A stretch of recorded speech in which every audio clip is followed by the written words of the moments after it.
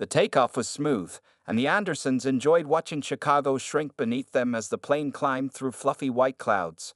Once the seatbelt sign turned off, the first-class cabin burst into activity. Flight attendants moved efficiently through the cabin, the practiced routines bringing comfort to frequent flyers. Warm towel. A flight attendant named Heather offered scented towels from a silver tray. Tyler's eyes widened as he accepted the steaming cloth. "It's so warm," he whispered to his father, carefully mimicking how the businessman across the aisle dabbed his face and hands. Zoe giggled as she pressed the warm towel against her cheeks. "It smells like lemons," she said to her mother. The first-class meal service began shortly after. The flight attendants set up tablecloths and real silverware, much to the children's delight. Tyler couldn't believe they were using metal knives and forks on an airplane. "Is this really allowed?" he asked James, who nodded with amusement. "First class has different rules," James explained quietly. The children were thrilled when they received their meals on actual porcelain plates. Zoe had ordered chicken pasta, while Tyler chose the cheeseburger. Both came with small salads and chocolate chip cookies for dessert. "This is better than restaurant food," Zoe declared as she twirled pasta around her fork. As the Andersons enjoyed their meal, James noticed a flight attendant named Brian speaking with another crew member while glancing in their direction. The two employees exchanged words in hushed tones, occasionally looking toward the Anderson family. James tried to ignore it, focusing instead on helping Tyler cut his burger into manageable pieces. Monica noticed it too. "Is something wrong?" she whispered to James. "Probably nothing," he replied, though a small knot of unease formed in his stomach. After the meal service, the children settled into watching movies on their seatback screens. James was helping Tyler with his headphones when Brian approached their seats. The flight attendant's smile didn't quite reach his eyes. "Excuse me, may I see your boarding passes again?" Brian asked, his voice pleasant but firm. James reached for his phone where he had stored their mobile boarding passes. "Is there a problem?" he asked. "Just a routine check," Brian replied smoothly. James showed him all 4 boarding passes on his phone. Brian studied them longer than seemed necessary, scrolling back and forth between them. "Thank you," Brian finally said, stepping away without further explanation. "That was weird," Monica whispered.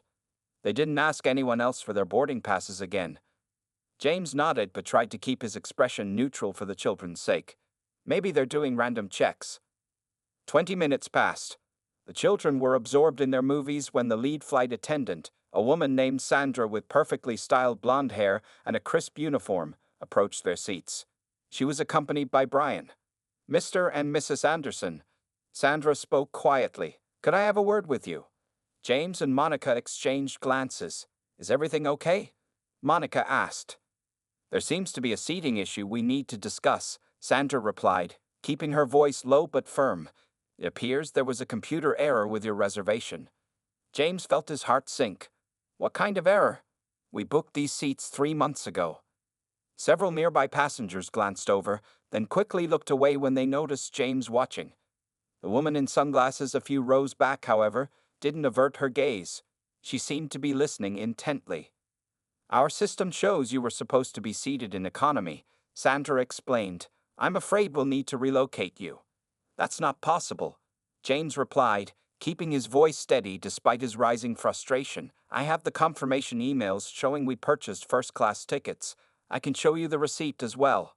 Sandra's smile remained fixed. "I understand your confusion, but there must have been a misunderstanding during booking." Monica leaned forward. "We specifically saved for first-class seats. This is a special trip for our children." Tyler looked up from his movie, pulling off his headphones. "What's wrong, Mom?" "Nothing, sweetie," Monica assured him, though her voice trembled slightly. "Just a mix-up we're fixing." More passengers were watching now. An older businessman frowned as he observed the interaction. A young woman in a business suit paused her typing to listen. The woman in sunglasses removed them slowly, revealing a face that several passengers suddenly recognized. She adjusted her position to better hear the conversation, her expression growing increasingly concerned. "I'm sorry, but we need these seats for other passengers," Sandra insisted. We can make you comfortable in economy. The standoff between the Anderson family and the flight crew was drawing more attention with each passing moment. Other first-class passengers were no longer pretending not to notice. Some shifted uncomfortably in their seats while others watched with undisguised interest. "Sir, we need to resolve this situation quickly," Sandra said, her voice taking on an edge of authority. "The flight needs to continue its service." James took a deep breath, trying to remain calm. "I understand you have a job to do, but we also have rights as paying customers. We purchased first-class tickets. We have the receipts and confirmation emails to prove it." Sandra glanced around, seeming to notice the growing audience. She lowered her voice. "Perhaps we could discuss this in the galley area for privacy." "No," Monica said firmly. "Whatever needs to be said can be said right here. Our children aren't leaving their seats." Tyler looked confused and worried. He tugged on his father's sleeve. "Dad, are we in trouble?" "No, buddy. We're not in trouble," James assured him, though his jaw was tight with tension. "There's just a misunderstanding about our tickets." By now, Brian had returned with another crew member, a man named Keith who wore a senior flight attendant badge. Keith's expression was stern as he surveyed the situation. "Mr. and Mrs. Anderson, I'm the purser on this flight. I understand there's a seating issue," Keith said, his tone professional but cold. "Our manifest shows that these seats were reassigned due to a system update. We need you to comply with crew instructions and move to economy class." James felt his patience wearing thin. "Show me the updated manifest. Show me where and when our seats were reassigned." Keith's expression hardened. "Sir, you don't have the authority to demand airline documentation. And you don't have the authority to move us without cause," James countered. "We have valid tickets for these exact seats." The woman in the hat, who several passengers had now recognized as Emma Rodriguez, the award-winning actress, removed her sunglasses completely. She watched the scene with increasing concern, occasionally making eye contact with other passengers who seemed equally troubled. "Is there a problem with their tickets specifically?" she finally called out, "or is first class suddenly overbooked?" The flight crew turned, startled by her intervention. A murmur went through the cabin as more passengers recognized the celebrity in their midst. Keith recovered quickly. "Ma'am, this is an issue between the airline and these passengers. We're handling it according to protocol." "That's interesting," Emma replied, her voice carrying clearly through the cabin. "Because I've been flying first class for 15 years, and I've never seen protocol that involves removing only certain passengers mid-flight." The implication hung in the air. Several passengers shifted uncomfortably, while others nodded in agreement. Zoe leaned close to her mother. "Mom, why are they only asking us to move?" she whispered, loud enough for nearby passengers to hear. "Did we do something wrong?" Monica hugged her daughter tightly. "No, honey, you did nothing wrong." Her voice trembled with emotion. "Nothing at all." A middle-aged businessman across the aisle cleared his throat. "I'm a platinum member with this airline, and I've never seen this happen before. These folks have settled in with their children. Meal service is already complete. What's the urgency in moving them now?" Keith glanced at his colleagues, clearly uncomfortable with the growing resistance. "Sir, we have procedures." "What procedures exactly?" Emma interrupted, standing up now. "I'd love to hear which airline procedure says a family with confirmed first-class tickets should be moved to economy after takeoff." Sandra stepped forward, trying to regain control of the situation. "Ms. Rodriguez, with all due respect, this doesn't concern you. It concerns everyone on this plane when a family is being singled out," Emma replied firmly. "Especially when no other passengers are being asked to move despite this supposed computer error." 2 rows behind the Andersons, a young woman had begun recording the interaction on her phone. Others noticed and some pulled out their own devices. Keith noticed the recording and his expression changed. "Ma'am, recording crew members is against airline policy." "Actually," said another passenger, a man in a crisp suit who had been quietly observing, "FAA regulations permit passengers to record video on aircraft as long as it's during non-critical phases of flight and doesn't interfere with crew duties. We're cruising at altitude now, so it's perfectly legal." The man, who later identified himself as an aviation attorney, made a point of taking out his own phone and beginning to record. Keith grabbed the cabin phone immediately. turning his back to the passengers as he spoke in hushed tones with the captain. The other flight attendants exchanged nervous glances while the Anderson family sat in tense silence. Throughout the cabin, passengers watched and waited, many still recording the scene on their phones. Tyler leaned against his father, seeking comfort. "Dad, are they going to make us leave?" he whispered. James put his arm around his son's shoulders. "No, buddy. We paid for these seats fair and square. We're staying right here." After a tense minute, Keith hung up the phone. His face had lost some of its sternness, replaced by what looked like worry. He whispered something to Sandra and Brian before approaching the Andersons again. "The captain would like to speak with you," Keith said, his tone noticeably softer now. "He's asking if Mr. Anderson could come to the cockpit." Several passengers immediately voiced their concerns. "Why should he leave his family?" asked a woman seated near the front. "That seems like an intimidation tactic," added the aviation attorney, still recording. Emma Rodriguez stood up completely. "I'll go with him," she announced. The actress was now fully revealed without her disguise, causing several passengers to gasp in recognition. "Ms. Rodriguez, passengers aren't permitted in the cockpit during flight," Keith explained.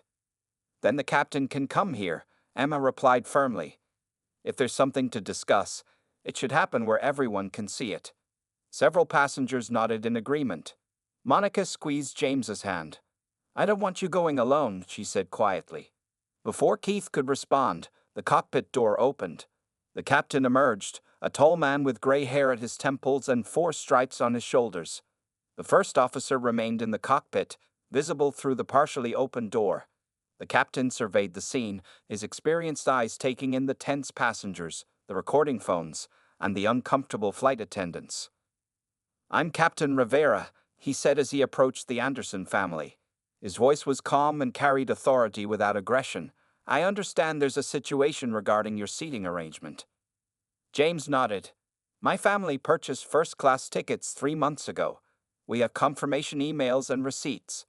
Midway through the flight, your crew suddenly claimed there was a computer error and insisted we move to economy.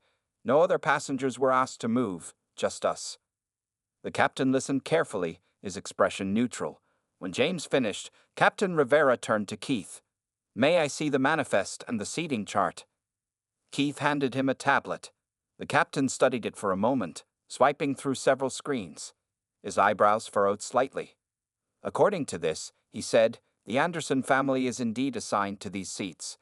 There's a note about a system update, but no details about reassignment." Sandra stepped forward. "Sir, we received instructions from gate control before takeoff that."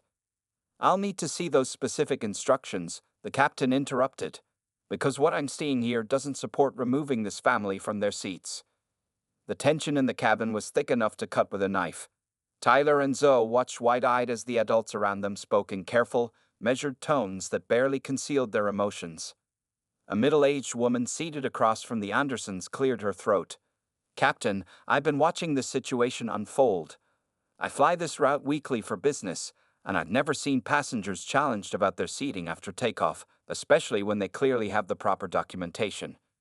"Neither have I," added another passenger, "and I've been a Platinum member for 8 years. Emma remained standing. "I think what everyone here is wondering, Captain, is why this particular family was singled out when no one else's seating assignment was questioned." The unspoken implication hung in the air. The Andersons were the only black family in the first-class cabin. Captain Rivera looked around at the passengers, then back at his crew. His expression was unreadable, but there was a new tension in his jaw. "Mr. and Mrs. Anderson," he finally said, "please show me your confirmation emails." James pulled up the emails on his phone and handed it to the captain. Captain Rivera reviewed them carefully, scrolling through the details. "These are valid first-class tickets," he confirmed, handing the phone back to James. "There's no legitimate reason for you to be moved." He turned to the flight attendants. "This family stays exactly where they are. We'll discuss this situation further after landing."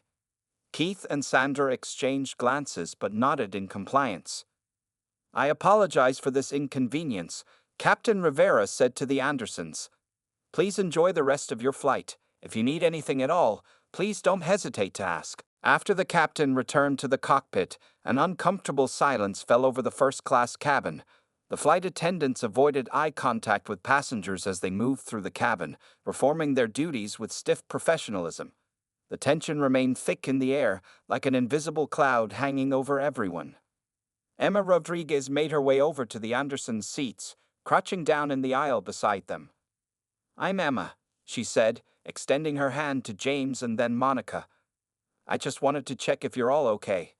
"We're fine, thank you," Monica replied, though her voice still trembled slightly. "I appreciate you speaking up." Tyler looked at Emma with wide eyes. "Are you famous?" he asked in the direct way only children can. Emma smiled. "Some people think so. I make movies." "Cool," Tyler exclaimed, momentarily forgetting the stress of the situation. "Were you in anything I might have seen?" "Tyler," Monica gently corrected, "that's not polite to ask." Emma laughed. "It's fine. I was in Moonlight Bay and the Defender series. But those might be a bit grown up for you." "I saw The Kingdom of Whispers," Zoe suddenly chimed in. "You were the princess with the magic paintbrush." Emma's face lit up. "That's right. Good memory." James watched this interaction with gratitude. Emma's friendly conversation was helping distract his children from the unpleasant situation. He leaned closer to Emma and lowered his voice. "Thank you for what you did. Not everyone would have gotten involved." Emma's expression grew serious. "What happened here wasn't right. I couldn't just sit back and watch." Across the aisle, several passengers who had been recording the incident were now reviewing their videos. The man who had identified himself as an aviation attorney approached the Andersons. "Excuse me," he said quietly. "My name is Daniel Winters. I couldn't help but witness what happened, and I want you to know that what they attempted to do was completely improper. If you'd like, I can give you my card. This incident deserves follow-up." James nodded and accepted the card. "Thank you, Mr. Winters." More passengers began approaching the family, offering quiet words of support or simply introducing themselves. A woman named Margaret, who sat in the front row, brought over 2 small stuffed animals from her carry-on bag. "I always bring extras when I travel to visit my grandchildren," she explained, offering the toys to Zoe and Tyler. "I thought you might like these after such an upsetting experience." The children accepted the gifts with shy smiles, clutching the soft toys for comfort. Meanwhile, Sandra and Keith had retreated to the galley area, where they were engaged in intense whispered conversation. Brian had been reassigned to economy service for the remainder of the flight, a fact that did not go unnoticed by the observant passengers. Emma returned to her seat but kept glancing over at the Anderson family. She pulled out her phone and appeared to be making notes, occasionally looking up with a determined expression. A flight attendant named Rachel, who had not been involved in the earlier confrontation, approached the Andersons with a tray of drinks. "I'd like to offer you some complimentary beverages," she said softly, "and to personally apologize for your experience today." "Thank you," Monica replied, accepting the gesture with grace despite her lingering upset. As the flight continued, the atmosphere slowly began to normalize. Tyler and Zoe returned to watching their movies, though they stayed closer to their parents than before. James and Monica spoke quietly to each other, processing what had happened while trying to maintain calm for their children's sake. About an hour before landing, Captain Rivera emerged from the cockpit again. He made his way directly to the Anderson family. "Mr. and Mrs. Anderson, I've been in contact with our ground team and reviewed the booking records thoroughly," he said. "There was absolutely no computer error with your reservation. Your first-class tickets were properly booked and confirmed." "Then why were we asked to move?" James asked, keeping his voice low but firm. The captain's expression was grim. "That's precisely what I intend to find out. I filed an internal report about this incident, and I've requested that a customer service representative meet your family upon arrival. The airline will be reaching out to address this situation properly."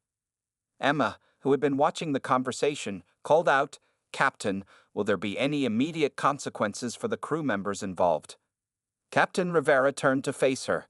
"Ms. Rodriguez, I can assure you that this incident will be thoroughly investigated. Appropriate actions will be taken based on company policy." As the plane made its final approach to Orlando International Airport, the Anderson family tried to recapture some of their earlier excitement. Zoe pressed her face against the window, watching the Florida landscape come into view. "Look, Mom, I can see Disney World," she exclaimed, pointing at the distant shapes of theme park structures. "That's right, honey," Monica said, forcing enthusiasm into her voice despite her lingering distress. "We'll be there tomorrow morning." The landing was smooth, and as the plane taxied to the gate, passengers began gathering their belongings. Unlike the usual rush to deplane, however, many first-class passengers seemed in no hurry. Several made a point of waiting for the Anderson family to get organized, sending clear signals that they stood with them. "Take your time," said the businessman who had spoken up earlier. "No one's in a rush." Emma Rodriguez lingered as well, helping Zul retrieve her backpack from under the seat. "Is this your first time at Disney World?" she asked the children. "Yes," Tyler replied eagerly. "We're going to ride Space Mountain and meet Mickey." "And Elsa and Anna," Zoe added. Emma smiled. "You're going to have an amazing time." She turned to James and Monica. "May I give you my personal contact information? I'd like to stay connected about what happened today." Monica nodded, and they exchanged phone numbers. As Emma entered her information into Monica's phone, she lowered her voice. "I have some contacts in media who should hear about this. Only with your permission, of course." James considered this. "Let's talk after we've had some time to process everything. Our focus right now is making sure our kids enjoy their vacation." As the plane reached the gate and the seatbelt sign turned off, Captain Rivera emerged from the cockpit again. He approached the Andersons one last time. "As promised, there will be a customer service representative waiting for you at the gate. Her name is Valerie. She'll help ensure that your return flight goes smoothly and will discuss compensation for today's incident." "Thank you, Captain," James replied. The first-class passengers began to deplane, many pausing to offer words of support to the Anderson family. Daniel Winters, the aviation attorney, handed his card to several other passengers who had recorded the incident. "If you're willing to share your recordings, it could help establish exactly what happened here," he explained. Keith and Sandra, the flight attendants who had confronted the family, remained in the galley area, avoiding eye contact with departing passengers. Their body language suggested they knew they had made a serious error in judgment. As promised, a woman in a professional suit with the airline's logo stood waiting at the gate. She approached as soon as she spotted the Anderson family. "Mr. and Mrs. Anderson, I'm Valerie Chen, Senior Customer Relations Manager. On behalf of the airline, I want to personally apologize for your experience today." She led them to a quiet corner of the gate area, away from other deplaning passengers. Emma and several other first-class passengers lingered nearby, keeping watch over the interaction. "Captain Rivera has briefed me on the situation," Valerie continued. "I want to assure you that this is being taken extremely seriously. The crew members involved have been removed from service pending a full investigation." "We appreciate that," James said. "We're concerned about the larger issue here. Why were we singled out? We were the only black family in first class, and we were the only ones asked to move." Valerie's expression was pained. "I understand your concern, and it's valid. We're looking into all aspects of this incident, including potential discrimination." As they spoke, a small crowd had gathered nearby, passengers from their flight who wanted to offer statements or share recordings of the incident. Emma had taken charge, collecting contact information and organizing the impromptu group of witnesses. "It seems Ms. Rodriguez is assembling quite a support team," Valerie observed, glancing at the growing group. "She was the first to speak up for us," Monica explained, "when no one else would."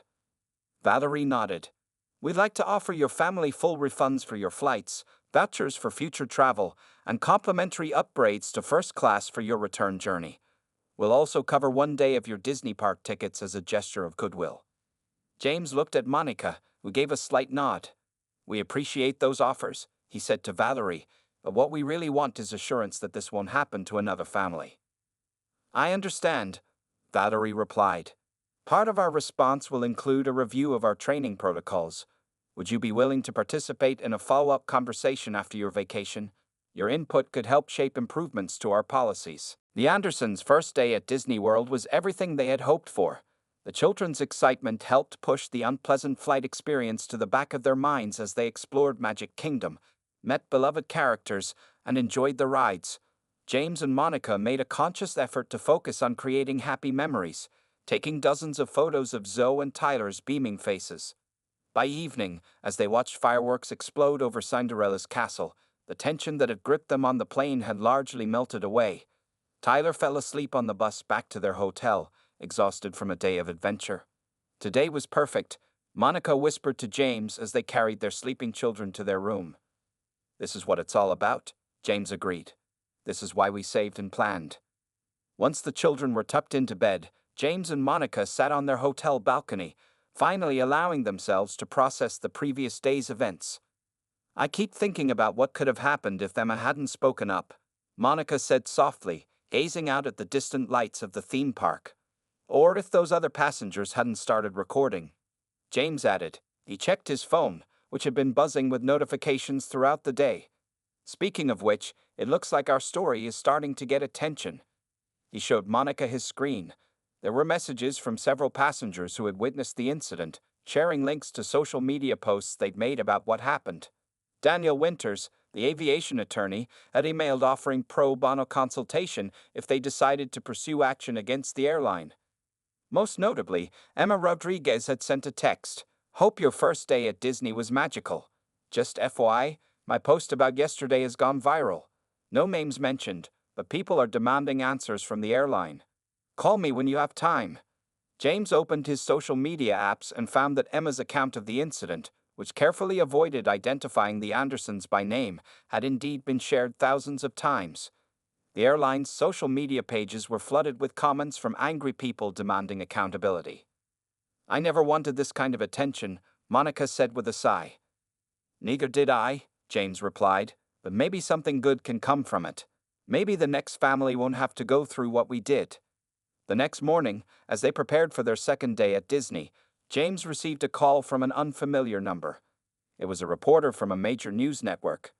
Mr. Anderson, my name is Lisa Kwan from National Morning News.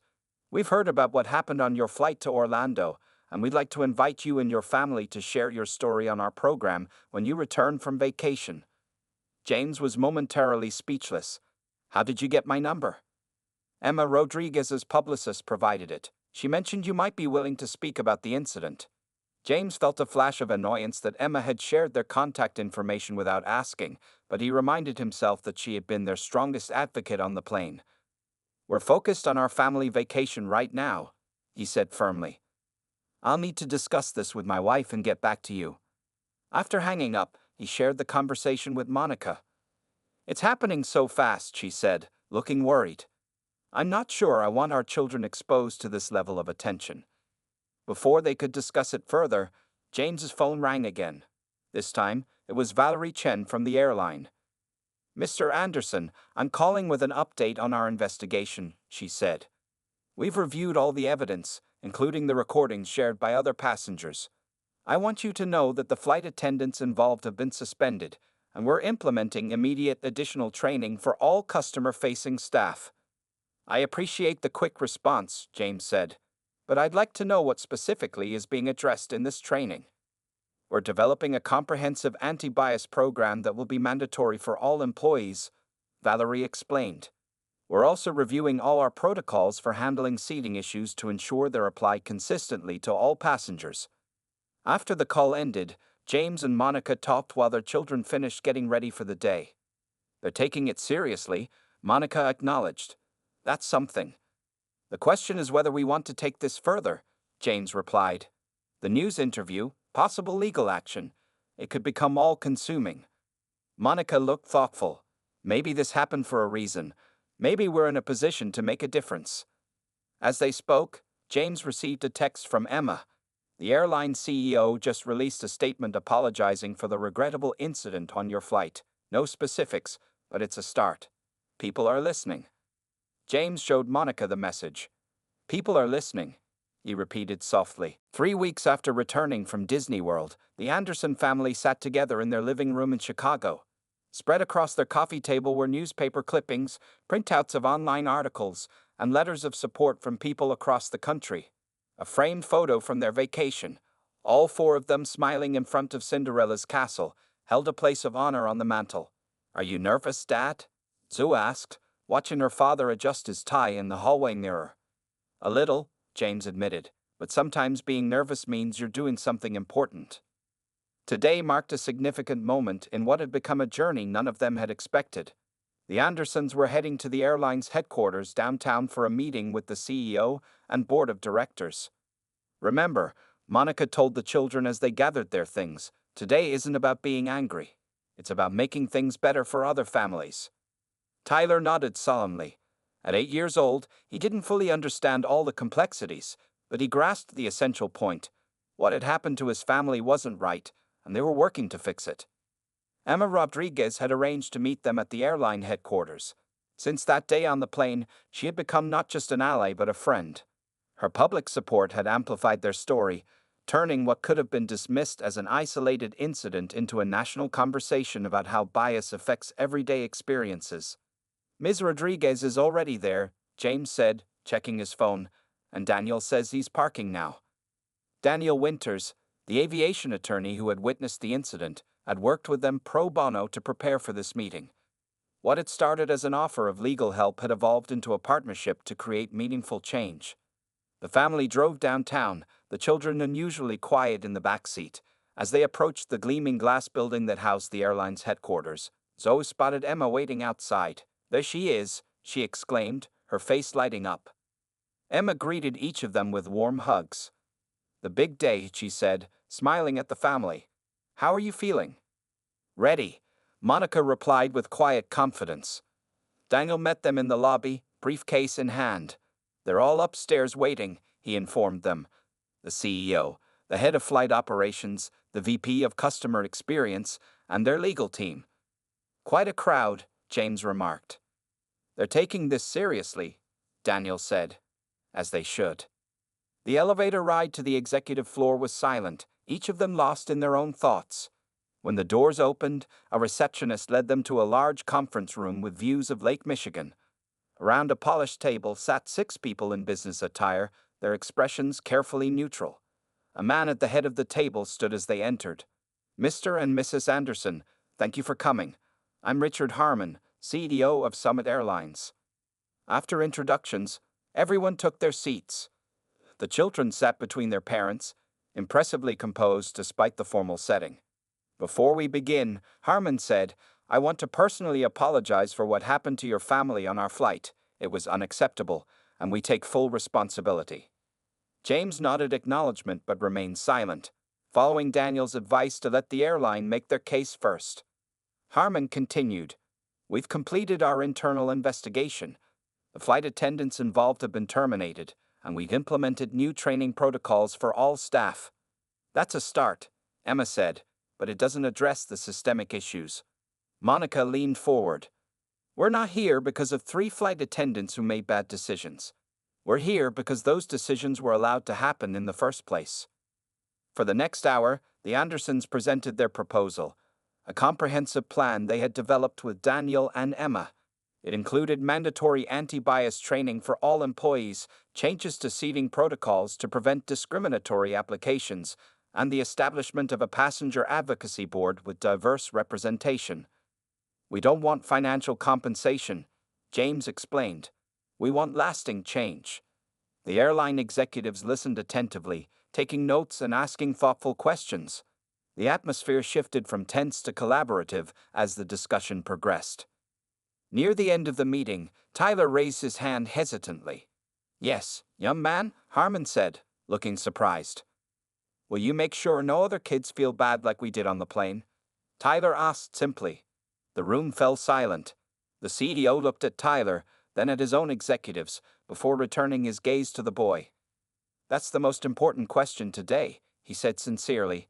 "And yes, that's exactly what we're going to do." 1 month later, Summit Airlines announced the launch of the Anderson Initiative, a comprehensive program designed to promote equity and inclusion in air travel.